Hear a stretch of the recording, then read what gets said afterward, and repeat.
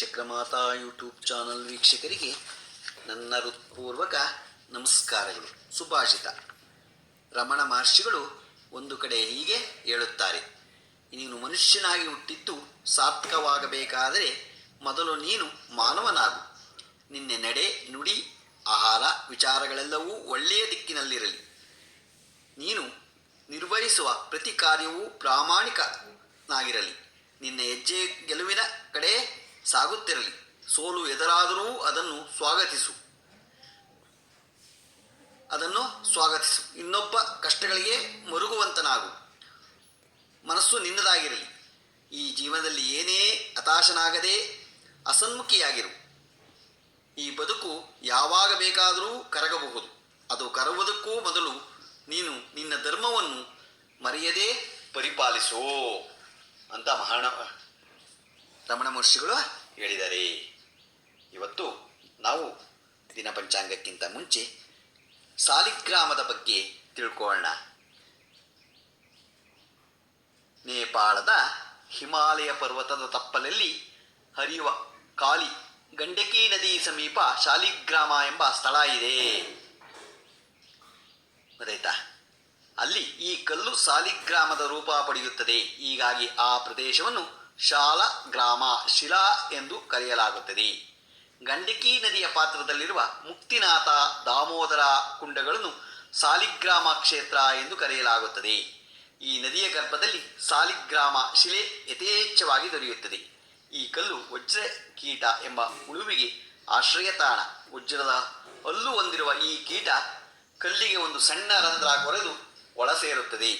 ಒಳಕ್ಕೆ ತನ್ನ ಹಲ್ಲುಗಳಿಂದ ಕೊರೆಯುವುದರಿಂದ ಚಕ್ರದ ಈ ರೀತಿಯ ಕೆತ್ತನೆ ಮೂಡುತ್ತದೆ. ಈ ಕೀಟ ಸವಿಸುವ ದ್ರವದಿಂದ ಚಿನ್ನ ಉತ್ಪತ್ತಿಯಾಗುತ್ತದೆ. ಇದುವೇ ಅಸಲಿ ಸಾಲಿಗ್ರಾಮ ಎಂದು ಹೇಳಲಾಗುತ್ತದೆ. ಹಾಗೆಯೇ ಗಂಡಕಿ ನದಿಯ ಆಳವಾದ ಗರ್ಭದಲ್ಲಿ ಅಡಗಿರುವ ಸಾಲಿಗ್ರಾಮವೇ ಅಸಲಿ ಎಂಬ ನಂಬಿಕೆಯೂ ಇದೆ. ಪಾಲಿಶ್ ಮಾಡಿದ ನಕಲಿ ರೇಖೆ ಸೃಷ್ಟಿಸಿದ ಸಾಲಿಗ್ರಾಮಗಳು ಮಾರುಕಟ್ಟೆಯಲ್ಲಿ ಅಗ್ಗದ ದರದಲ್ಲಿ ಸಿಗುತ್ತದೆ. ಅಸಲಿ ಎಂಬುದನ್ನು ತಜ್ಞರಿಂದಲಷ್ಟೇ ಪತ್ತೆ ಹಚ್ಚಲು ಸಾಧ್ಯ. ಭಕ್ತರು ಈ ಬಗ್ಗೆ ಎಚ್ಚರ ವಹಿಸಬೇಕು. ಅಸಲಿ ಸಾಲಿಗ್ರಾಮವನ್ನು ಪೂಜಿಸಿದರೆ ಮಾತ್ರ ಉತ್ತಮ ಫಲಿತಾಂಶ ಸಿಗುತ್ತದೆ. ಸಾಲಿಗ್ರಾಮವು ಶುಭಕಾರಕ. ಶಾಲಿಗ್ರಾಮ ಶಿಲೆಯಲ್ಲಿ ಅರ್ಚನೆ, ವಂದನೆ, ದಾನ, ನಮಸ್ಕಾರ, ಪರಮಾತ್ಮನ ದರ್ಶನಗಳೆಲ್ಲವೂ ಕೋಟಿ ಗುಣ ಅಧಿಕ ಫಲವೂ ಬರುತ್ತದೆ. ಶಾಲಿಗ್ರಾಮವನ್ನು ಪುರುಷ ಸೂಕ್ತದಿಂದ ಪೂಜಿಸಬೇಕು.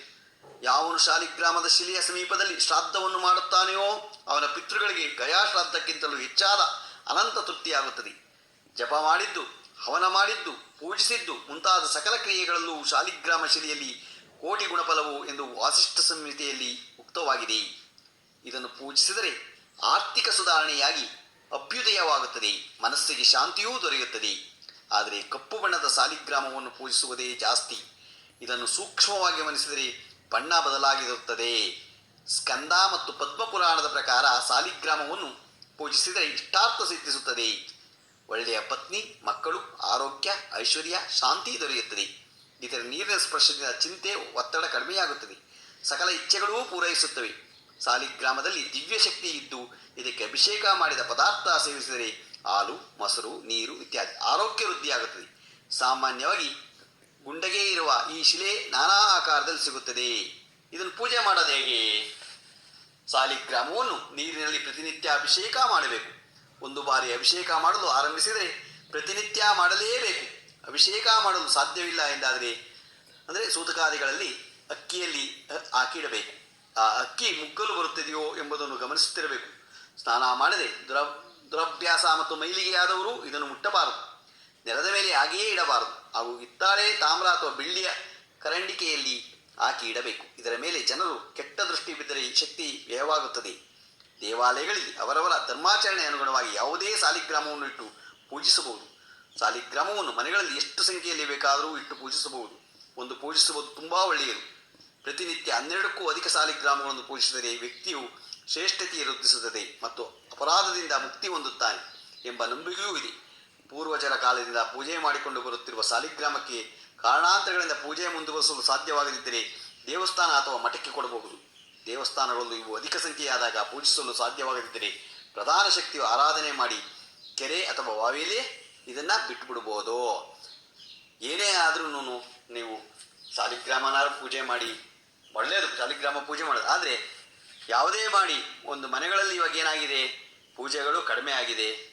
ಅವೆಲ್ಲನ್ನೆಲ್ಲ ಗೊತ್ತಾಯ್ತಾ, ಪೂಜೆ ಯಾವ್ದಾರ ಮಾಡಿ, ನೀವು ಪೂಜೆ ಮಾಡಿ ಬೆಳಗ್ಗೆ ಎದ್ದು ನಿತ್ಯ ಕರ್ಮವನ್ನು ಮಾಡಿ, ಎಷ್ಟೊತ್ತಿಗೋ ಹೇಳೋದು, ಸ್ನಾನ ಮಾಡೋದು, 12 ಗಂಟೆಗೆ ಹೇಳೋದು, 9 ಗಂಟೆಗೆ ಹೇಳೋದು, ನನಗೆ ರಾತ್ರಿ ನಿದ್ದೆ ಇಲ್ಲ ಅನ್ನೋದು ಬಿಡಿ. ಅದನ್ನು ಎದ್ದು ಬೇಗ ಎದ್ದು ಪೂಜೆ ಮಾಡಿ, ಗೊತ್ತಾಯ್ತಾ, ಒಳ್ಳೇದಾಗತ್ತೆ. ನಿಮ್ಗೆ ಒಳ್ಳೇದಾಗಬೇಕು ಅಂದರೆ ನಾವು ದೇವ್ರನ್ನ ಪೂಜೆ ಮಾಡಬೇಕು, ಗೊತ್ತಾಯ್ತಾ. ಇಲ್ಲದೆ ಹೋದರೆ ನಿಜವಾಗ್ಲೂ ಒಳ್ಳೇದಾಗಲ್ಲ. ನಾವು ಎಷ್ಟೊತ್ತಿಗೋ ಹೇಳೋದು, ಎಷ್ಟೊತ್ತಿಗೋ ಮಲಗಿರೋದು, ರಾತ್ರಿ ಎದ್ದಿದ್ದೆ ಅನ್ನೋದು, ಬೇಕಾದಷ್ಟಕ್ಕೆ ನಮಗೆ ಟೈಮ್ ಇರುತ್ತೆ, ಆದರೆ ಪೂಜೆ ಮಾಡೋದಕ್ಕೆ ನಮಗೆ ಟೈಮ್ ಇರಲ್ಲ, ಗೊತ್ತಾಯ್ತಾ. ಹೀಗೆ ಬೇಜಾರು ತಿಳ್ಕೊಬೇಡಿ, ಈಗ ಹೇಳಿದ್ರು ಅಂತ. ನೀವು ಒಳ್ಳೆಯದಾಗತ್ತೆ ನಿಮಗೆ. ಪೂಜೆ ಮಾಡಿ, ಬೆಳಗ್ಗೆ ಸ್ನಾನ ಮಾಡಿ. ಇವತ್ತು ದಿನಪಂಚಾಂಗವನ್ನು ತಿಳ್ಕೊಳ್ಳೋಣ. ದಿನಾಂಕ 22/6/2024 ಶನಿವಾರ, ಉತ್ತರಾಯಣ, ಶ್ರೀ ಕ್ರೋಧಿನಾಮ ಸಂವತ್ಸರ, ಗ್ರೀಷ್ಮ ಋತು, ಜ್ಯೇಷ್ಠ ಮಾಸ, ಕೃಷ್ಣಪಕ್ಷ, ತಿಥಿ ಪೌರ್ಣಮಿ, ಬೆಳಿಗ್ಗೆ 6:16 ತನಕ ಇದೆ. ಉಪರಿ ನಂತರ ಪಾಡ್ಯ, ನಕ್ಷತ್ರ ಮೂಲ, ಸಾಯಂಕಾಲ 6:23 ತನಕ ಇದೆ. ಮಳೆ ಆರದ್ರೆ, 1ನೇ ಪಾದ. ರಾಹುಕಾಲ 9:13ರಿಂದ 10:49 ತನಕ ಇದೆ. ಗುಳಿಕ ಕಾಲ 6 ಗಂಟೆಯಿಂದ 7:37 ತನಕ ಇದೆ. ಯಮಗಂಟೆ ಕಾಲ 2 ಗಂಟೆ 1 ನಿಮಿಷದಿಂದ 3:32 ತನಕ ಇದೆ.